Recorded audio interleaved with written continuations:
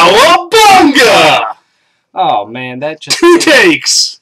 It might be the worst thing we've ever done. I don't think that's true. I think it might be. I've seen other reviews. It's not. I'm just saying there might be the one we look back on in 10 years and go, why did we start a video like that? And then die a little inside. Yeah. But you know what? For right now, it fits. It's fine. I'm Matt. I'm Chris. This is a NOLAnerdcast movie review of Teenage Mutant Ninja Turtles, which which it has to be said, I don't think that this is a very hated movie before anyone knew anything about it. And it's because of whose name was attached. It was poo-pooed by the general audience. Michael Bay. And it's very similar, and I pointed out to you that this is a bad analogy because the end result was a terrible movie, but After Earth, everyone hated on it prematurely because M. Night was attached. So, similar situation, but I think the end result of Michael Bay's produced, not directed, Ninja Turtles was a fun film. My thesis statement, because I had to describe this movie several times to people, my thesis statement has been, this may be very well the best Ninja Turtles movie. It's impossible for me to determine this for the first two, because I was born in a time when Ninja Turtles was the biggest thing in the world. Nostalgia overload. And, you know, maybe the first two aren't great movies, but I still will love them more than this movie. It's undoable. But as much as I view that one, I have to say I think this one is the best of them, but it's still just kind of okay. And here's the thing that people need to realize about Ninja Turtles is that the new cartoon, like our generation doesn't realize it because our generation doesn't spend time watching Nickelodeon anymore. Well, it's harder to watch Nickelodeon. Right, but I mean, the point is Ninja Turtles, the cartoon, is huge. It's great. At San Diego Comic-Con, the bigger line at Nickelodeon was not the Legend of Korra line, which was massive, 4+ hours. It was the Ninja Turtles line. It was ridiculous. Kids love it. And that has translated to massive success for this movie. It was great. And it's going to get a sequel. There's just no way that's not happening. It was already announced like the day of. But, so just to move along with our review here, Chris and I have differing views of how we think of this movie. So we're just going to give you our general outline, and then we're going to delve into the reasons why we have this reason. So Chris, you thought it was just okay. I thought it was fine. It is the best Ninja Turtles movie, but I honestly don't know if I like it better than TMNT, the CG one. Well, okay, I have a weird soft spot for that movie. It's the best live action one. Okay. Then I'll say that one. No, TMNT 3.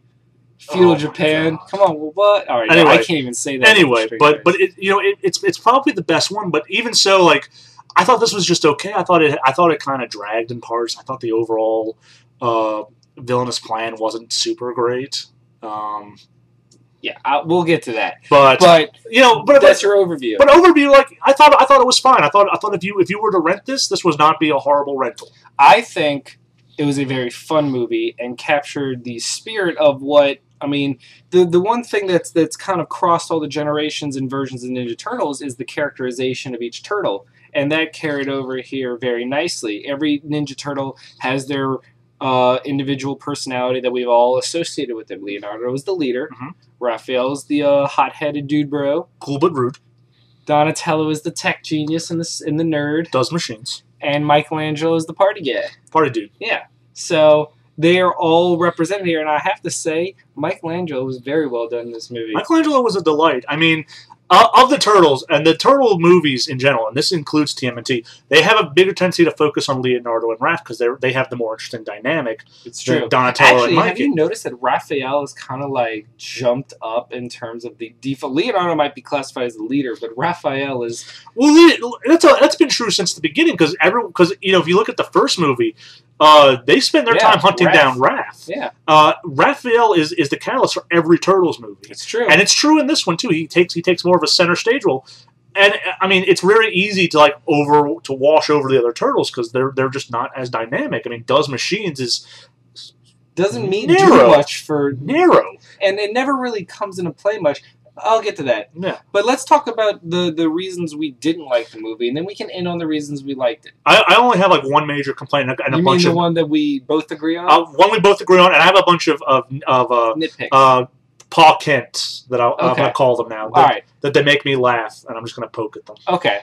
And then I'll try my best to counter them if I feel they deserve countering. They don't need countering. I'm just Okay. It is what it's going to be. All right. I will counter if I feel it is an unjust criticism. Okay. Like, I can't counter the Paul Kent thing because it's stupid. But I can, if it's counterable, then, sir, prepare to defend your thesis. I will. Anyway, let's talk about the one we both agree on. Megan Fox was terrible as April O'Neil.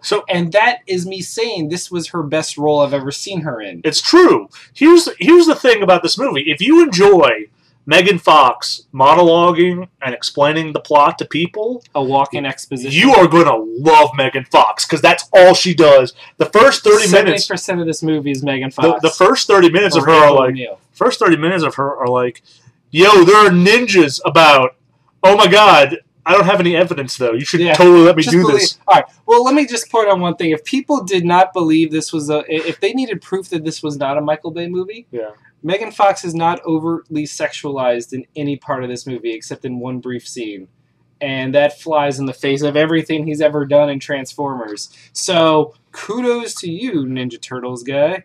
But that doesn't change the fact that her acting was wooden. Wooden. I believe is the nicest way to put it. I'll stick with garbage. Okay. She was not Transformers 4 girl bad, movie Katara bad, but she was pretty terrible. Oh man. And I can't help but feel like maybe this movie would have gone over better if it was a different actress. All right, can you imagine Jennifer Lawrence being cast as April O'Neil? Internet would be like, I don't know what to do. Michael Bay on one side, Jennifer Lawrence on the other. Does not compute, Taylor Swift. Explode. Yeah. So, I mean, it is what it is, but she's not very good at this. However, Will Arnett's fun. Yeah. I mean, I found he was a very superfluous character. Oh, super. We could have totally had a Casey Jones instead of. And you could have made Casey Jones the news guy too. Yeah. Whatever. I'm just throwing a movie out there. Can I just point out that William Fichtner? As the bad guy. Oh, you mean Joe Evilface? Yeah, the guy who has been typecast in anything I've ever seen him in. Or, as I refer to him, Evil Banker from Dark Knight. Or evil anything from insert movie here. He's so evil. He will never be a good guy. It's like Rob Lowe. Rob Lowe will never be a good guy. He will always be the guy that you think is good until he turns heel. Yeah. He's the one who will steal your girlfriend. Yeah, always. William Fichtner will steal your money. William Fichtner, he's interesting. He's an interesting choice for this. Why don't you hit me with some nitpicks? Chris? Okay, so some Paul Kents. Yes. Here's my list of Paul Kents for this movie. Okay, and I will either agree or debate. Number one, everything is connected in an almost unbelievable way. You have a very big problem with this. I do have a lot of coincidences, a lot of, the Ninja Turtles were April O'Neil's science project and her dad was the one that created. Fine. And I will agree, that is extremely lazy storytelling. Super lazy. But I will also counter that this is not a movie that requires deep storytelling. And I think it gets a pass simply because this is a Ninja Turtles movie. And I went back and rewatched the originals, and so much was connected then too. No. Splinter was the rat of the master that was killed by Splinter and learned martial arts from him. I'm just saying. I know, but this leads into the other Paul Kent. Okay. They learned the ninjutsu from a book. They did. I will grant you that. That one was a how-to ninjutsu. And Splinter used it to become a badass. He's like, I used this to become a master, and then I taught everyone. He's like, you learn from a book. The book's like 30 pages. Right. I will give you that. That was just one of those things that is super glossed over in the montage, and you're like, they couldn't like watch like TV. That is the biggest Paul Kentism of this movie. No, I will grant you that. Is that the explanation of how they became Turtle Masters? It's always they were taught by Splinter, but how did Splinter learn? He learned it from a picture book. It was like in Last Airbender how Katara becomes a waterbending master because she saw that one scroll. Yeah. I would much rather the rat learn it on his own self than a picture book. No, I agree with you on that one. However, I'm just saying you can't cast stones at this movie for being coincidental. No. Well, I mean, I can. I will. You should. I'm going to. And the last thing is, I think the overall, it's a two-parter. Number one, I don't like the Foot as a paramilitary group. Okay. I kind of would. Now, is that you just clinging to what it used to be? No, because if you're gonna make. Because I didn't even. I will say one thing. The thing about the originals I didn't like that the Foot Clan was just a bunch of like displaced teens with like that were pickpockets. But I'm just saying if you're gonna make them badass, but like but they're just like they're so generic and military. There's nothing unique about them. No. Which kind of bugs me. I can see that, but the way I took it was it's a modern take on the Foot Clan. It's a private paramilitary group of Shredder, and they sow terrorism. But it's not like Cobra, where you can revamp Cobra to be a bunch of different things. Agree. It's a ninja clan. It's like if the Hand started like a mom and pop shop. But the only time they've ever actually been a ninja clan in everything was in the animated one. No, they've never been a ninja clan in everything. They're still a ninja clan. They were mostly kids. They were okay. Well, the movie was a bunch of ninjas because they were trained to be ninjas. All right. Every cartoon, they've been ninjas. Okay, so you didn't like that they were paramilitary. In the comics, they're ninjas. Right. I don't like that I know they were. I know, I'm telling you. I don't like that they're paramilitary. Okay. That's all. Also, their main plan's kind of dumb. Yeah, I'll give you that. I don't care for it. The plan to poison the city and then make a cure out of ninja, of turtle venom. Right, and then... Or it wasn't supposed to be turtle, but yeah. Okay, well, I will point out, let's talk some things that we liked, and then wrap it up. There's a lot of likes in this. I mean, I think the effects are really good. Effects were very well done. The scene on the mountain going down. Yeah, that was actually more fun than I thought it was going to be when I saw the trailers. Yeah, the trailer doesn't do that scene much justice. I will say one thing that I think was underappreciated is how they revamped Donatello to be tactically useful. Yeah. As opposed to just because his bow staff was always the weak link of the weapons, and by him being the engineer guy, retrofitted with like the spring loading thing so that it could like bounce cars around. I thought that was really cool. Yeah.